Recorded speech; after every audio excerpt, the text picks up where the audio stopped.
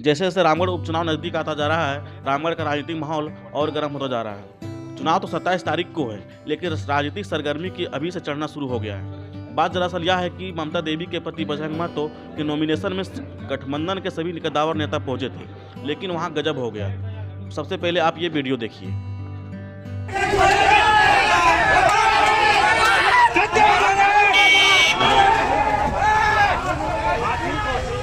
खेला हो गलो अब ये हैं। झारखंड सरकार उठ के आई थी यहाँ पर, लेकिन आप देख रहे हैं कि लोगों का जुनून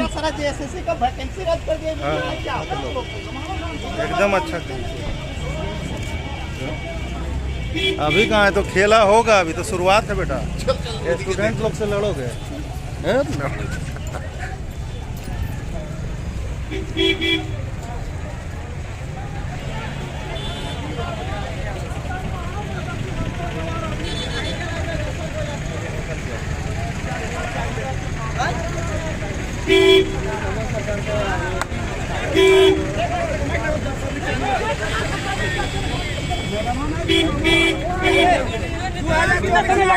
कब तक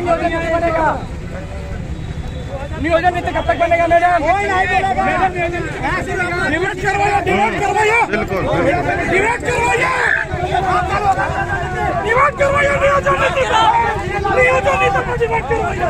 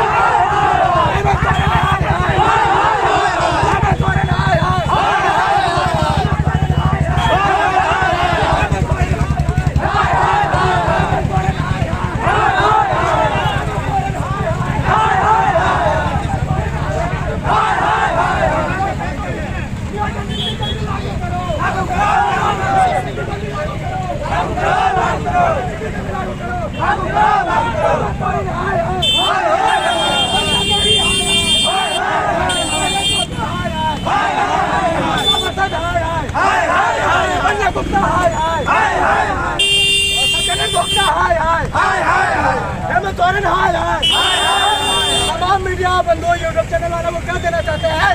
क्योंकि झारखंड में तमाम मीडिया बंधुओं को क्या देना चाहते हैं? आज मंत्री, सभी मंत्री और उसके प्रतिनिधि आए हुए थे यहाँ पे नियोजन नीति नॉमिनेशन करने के लिए, क्योंकि झारखंड में स्थानीय नीति नहीं बना है, नियोजन नीति नहीं बना है, इसलिए ये वीडियो उसी दिन की है जिस दिन बजरंग महतो के नॉमिनेशन में कांग्रेस के सभी कद्दावर नेता समेत महागठबंधन के सभी नेता मंत्री पहुंचे थे।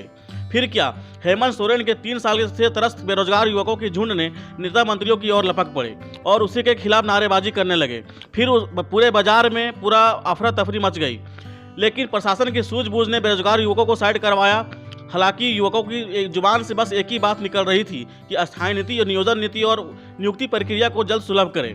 इस सिलसिले में कांग्रेस के प्रदेश अध्यक्ष राजेश ठाकुर से झारखंड सभा की टीम ने बात कर कहा, तो क्या कहा उन्होंने आप खुद सुन लीजिए। हमने सर, राज्य में भी अहम मुद्दा है अस्थायी नीति और नियोजन नीति को लेकर, तो बिल्कुल कब कर रही है? बिल्कुल, देखिए हम लोग प्रयास हम लोगों का बहुत बेहतर था, लेकिन आप जानते हैं कि किस तरह से यहाँ सरकार को परेशान करने के लिए किन किन लोगों का सहारा लिया जाता है। ये कोई नई बात नहीं है, और जिस तरह से सहारा लिया गया, जिस तरह से दस्तावेज लगाए गए, उसमें कहीं ना कहीं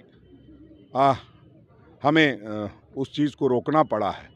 लेकिन हम समझते हैं जो विधानसभा का 27 तारीख को सत्र होने वाला है, उसमें हम पूरी मजबूती के साथ फुल प्रूफ नियोजन नीति लेके आएंगे, और हमारा सबसे पहला लक्ष्य होगा कि यहाँ के बेरोजगार युवाओं को रोजगार मिले है। और हम रामगढ़ के लोगों को एक ताकतवर उम्मीदवार देने जा रहे हैं जिसका नाम ही बजरंग है, बजरंग महतो।